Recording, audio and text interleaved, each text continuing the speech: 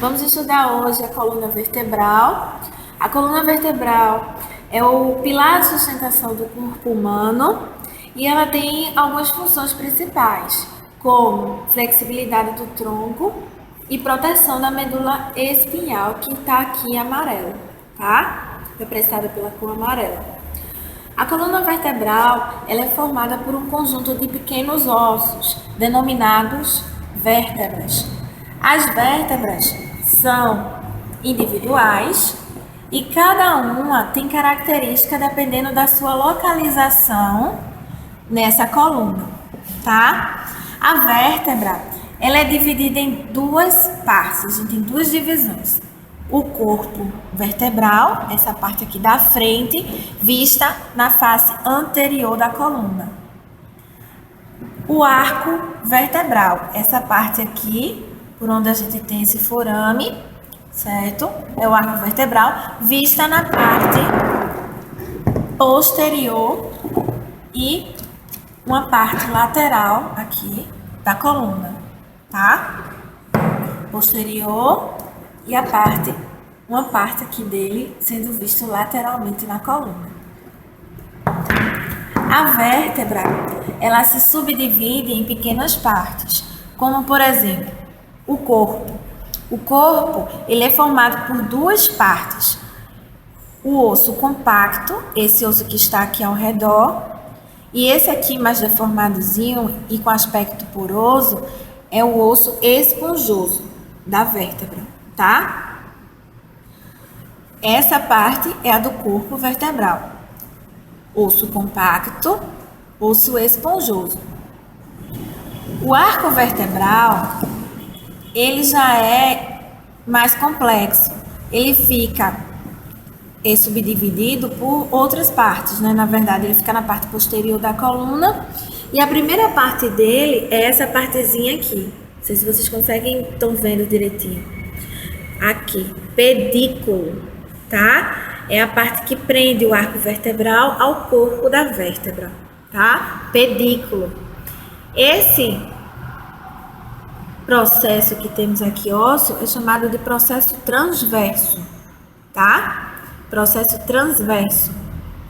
Isso aqui são os processos articulares, tá? Que fica entre uma vértebra e outra. E aqui temos a lâmina, essa partezinha aqui, certo? Essa parte todinha aqui. E esse aqui é o processo espinhoso, tá? Dessa vértebra. Ambos que eu falei aqui tem do lado direito e do lado esquerdo. Só o processo espinhoso é um único acidente ósseo, tá? Ok?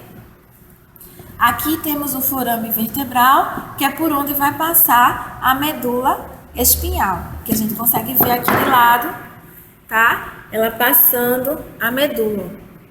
Passando a medula justamente nessa região aqui. Em toda a extensão da coluna, a gente tem essa medula passando por todos esses forames, tá certo? Até a última vértebra da região lombar, tá? Aqui. Você tem esse forame vertebral. A coluna, ela é dividida em 5 regiões ou segmentos. O primeiro segmento é chamado de cervical. As vértebras cervicais são nomeadas com a primeira letra dessa região, C. Então, a gente tem, em vez de cervical 1, a gente fala C1, C2, C3, C4, C5, C6, C7. Quais são as características dessas vértebras? Essas vértebras apresentam características de terem corpo pequeno, corpo vertebral pequeno, arco vertebral pequeno, pequeno espaço entre essas vértebras, tá? E um forame no processo transverso por onde vai passar a artéria carótida, que a gente denomina tubérculo carotídeo ou forame carotídeo, tá? Carotídeo porque vem da palavra carótida. Estudando melhor, aqui temos as vértebras cervicais separadas e coloridas, né? C1, C2, C3, C4, C5, C6 e a C7, essa marronzinha aqui. A C1 e a C2, elas têm cores diferentes das demais, porque elas são consideradas vértebras atípicas, tá? Das cervicais. Por que atípicas? Porque elas são vértebras de características individuais e diferentes das outras vértebras, por apresentarem individualidades, como por exemplo a C1. A C1, ela não tem corpo e não tem processo espinhoso, tá? Você pode perceber aqui que ela parece um anel e ela nos ajuda a realizar movimentos rotatórios da cabeça, como um não, por exemplo, tá? Você dizer não. Já a C2, ela apresenta uma característica também individual que denominamos de processo odontoide, tá vendo? Ou dente de ápice, como é chamado aqui, ó, em verde. Esse dente permite que o anel da C1 realize o movimento de sim com a nossa cabeça, tá? E aí essa segunda vértebra, ela já começa a apresentar processo espinhoso, tá? Ambas têm os forames na rede transversais, né, que é para justamente passar a artéria carótida. Então, elas são consideradas vértebras atípicas da coluna cervical, tá? Temos aqui, abaixo da C2, a C3, a C4. Ambas vão apresentar processos espinhosos bifurcados, que quando articulamos, né, ou extensionamos, melhor falando, nossa coluna cervical, essa coluna acaba tendo pouco espaço para receber o atrito entre um processo espinhoso e outro. E isso acaba resultando em processos em algumas patologias da coluna. Com consequência disso, nossa anatomia desenvolveu essa bifurcação, que ajuda você a articular seu pescoço sem sentir tanta dor, tá? Por consequência desses movimentos, ok? Então, tem essas bifurcações aqui, é característica apenas da coluna cervical, tá certo? A última vértebra, conhecida por C7, tá? Ela tá aqui em marrom. Ela tem um processo espinhoso mais alongado do que as outras vértebras cervicais. E aí, ela apresenta essa protuberância aqui, ó, na região, que você consegue sentir se tocar essa bolinha que fica atrás do seu pescoço, certo? Quando você flexiona o queixo, baixa o queixo, tá? Encosta o queixo junto ao tórax. E aí você vê essa bolinha aqui atrás, você consegue sentir essa proeminência deu aí o nome dessa vértebra, que a gente chama de proeminência vertebral, tá? A C1 e a C2, voltando, elas também vão receber nomes, assim como a C7. A C1 é chamada de Atlas, a C2 é chamada de Axis, tá? Atlas, azul, Axis, verde. Aqui temos o Atlas, tá? Parte do processo que deveria ser processo espinhoso aqui, mas não tem, é um anel. O forame vertebral é bem maior, tá vendo? Os processos articulares vai existir porque ele precisa se articular em cima, né, do axis, assim. O axis, que é a segunda vértebra cervical, o processo odontoide dele, processo articular, processo espinhoso, tá? Não tem corpo vertebral, ou forame vertebral aqui. E por onde passa a carótida também aqui, tá? E aí a gente vai para as torácicas. As vértebras torácicas começa logo em seguida da C7, é a segunda região da nossa coluna e apresenta 12 vértebras. Torácica começa com a letra T. Então nomeamos as vértebras torácicas com a letra T e o número de posição dessas vértebras. Por isso que fica T1, T2, T3, T4, T5, T6, T7, T8, T9, T10, T11 e T12, tá? Então vai de T1 a T12. O que é que elas apresentam de diferente das outras vértebras? Simples. É na região da torácica que temos articulações com as costelas, tá? E por essa característica, existe uma individualidade com essa coluna. O corpo vertebral da coluna mais, né, junto um pouquinho antes do pedículo, vai apresentar o que a gente conhece por fóvea costelar. Deixa eu mostrar aqui a vocês, tá? Essas fóveas costelares, elas se localizam nessas regiões aqui, bem melhor explicada aqui nessa região, tá? Que fica justamente uma em cima e outra embaixo aqui da vértebra, em cima e outra embaixo, que nenhuma outra vértebra vai apresentar, tá?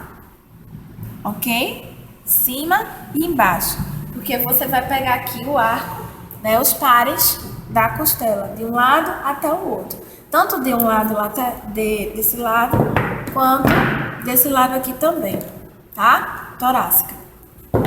Deixa eu mostrar aqui atrás. Aqui nós temos, ó, a visualização, que elas se articulam, tá vendo? Vértebra torácica com a última costela, né, que a gente chama de flutuante, tá? E existem as fóveas costais. O processo espinhoso dessas vértebras são mais alongados do que essa cervical, podem perceber, por não realizarem movimento, e elas são bastante juntos. O espaço entre esses processos são bem menores, tá? Aqui, ó, você pode perceber. Então, são processos espinhosos mais longos e mais juntos, tá? Ok? E aí, terminou a T12. Terminamos a T12. Temos aí o início da coluna lombar. A lombar, ela apresenta 5 vértebras, que começa com a letra L, lombar, né? Então, a gente vai ter o L como referência à região, o número como referência à posição dessas vértebras. Então, a gente tem a L1, a L2, a L3, a L4 e a L5. As características são corpos maiores, tá? O espaço maior entre uma vértebra e outra e os processos espinhosos quadrangulares, tá? Quase no formato de um retângulo, ok? Processo é a região da coluna que mais realizamos movimento e que mais sofre como processo, né, de desenvolvimento do ser humano, até por postura, ao se sentar, ao andar, ao dormir, certo? E um maior risco de probabilidade de existir doenças como a hérnia de disco, tá? Quando terminamos a coluna lombar, temos a região sacral, ou no adulto, como é conhecido, osso sacro, tá? O osso sacro, a gente vai estudar ele aqui individual. Ele também é composto por 5 vértebras. Sacro, iniciando com a letra S, né? A gente tem aí a inicial S e o número representando a colocação das vértebras, a posição dessas vértebras. Então, temos a S1, a S2, a S3, a S4 e a S5. Como sei que são vértebras separadas? Pelo processo que eu consigo ver aqui de sinostose que ocorreu com o crescimento do indivíduo. Esse crescimento, esse processo de sinostose, que é a disjuntura dos ossos, ocorre justamente tornando o que antes eram 5 ossos um único osso, que a gente conhece hoje por osso sacro. Promontório sacral, tá? Promontório sacral, que é onde fica o ponto de equilíbrio ou centro gravitacional do nosso corpo. E aqui, por isso que é tão arriscado a fratura entre a lombosacro, né? A articulação da região lombar com a S1. Essa articulação aqui é muito perigosa, ter fratura, ter luxação, tá? Por conta desse promontório que se encontra na base da S1 superior, tá? Bem aqui em cima, ok? A última região, para o cóccix, né? A última região ou segmento da coluna é o menor segmento e apresenta 1, 2, 3, 4 ou 5 vértebras, né, coccígicas. Essas vértebras também sofrem o mesmo processo que o osso sacro sofreu, chamado sinostose, e eles ficam na região mais baixa da coluna. São as menores vértebras do nosso corpo humano, tá? Tem esse formato aqui de pirâmide, certo? E você consegue ver as linhas articulares, tá? As linhas que antes existia um disco aqui.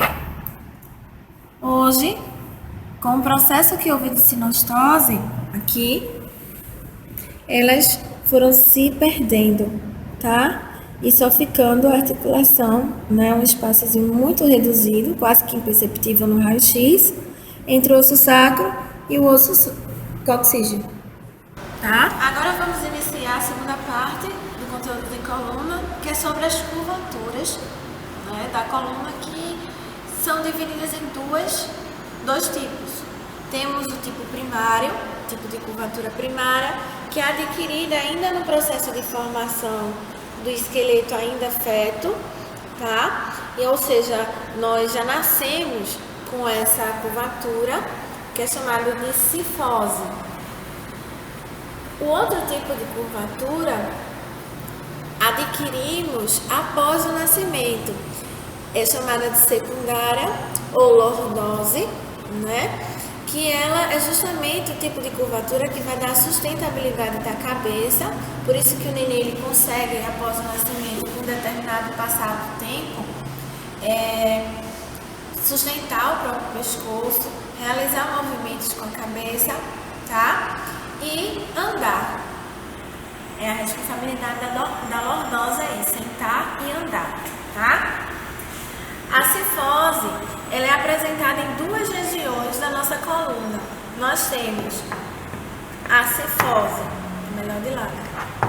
A cifose torácica, fica justamente na região do tórax. Esse tipo de curvatura não permite flexibilidade, ou seja, movimento. Essa parte da nossa coluna apenas acompanha o movimento feito pelo pescoço, pela região da cervical ou pela região da coluna lombar, tá? Então é uma região que não realiza movimento, a cifose torácica. E temos a cifose sacro-coccígea, tá? Sacral, mais conhecida, que é essa curvatura acentuada atrás do quadril, tá ok? Então, C para dentro, né? Costuma dizer essa curvatura para dentro, chamada de cifose, tá? E aí a gente vai agora para as lordoses. As lordoses também são encontradas em duas regiões. A região do pescoço, que é a região cervical, é a primeira a ser adquirida, tá? Das lordoses. O neném ele consegue primeiro sustentar a cabeça para depois começar a andar. E aí, após ele adquirir essa curvatura do pescoço, nossa coluna ela tende a se estabilizar agora na região da coluna lombar, realizando essa curvatura de C para fora, permitindo que a criança comece a sentar e a andar, tá? Então, a lordose temos na região cervical e na região lombar. As lordoses são curvaturas secundárias. As cifoses, que fica na região torácica e região sacral, são primárias. Nascemos com elas. Secundárias, adquirimos após o nascimento. E é só isso. Até a próxima aula.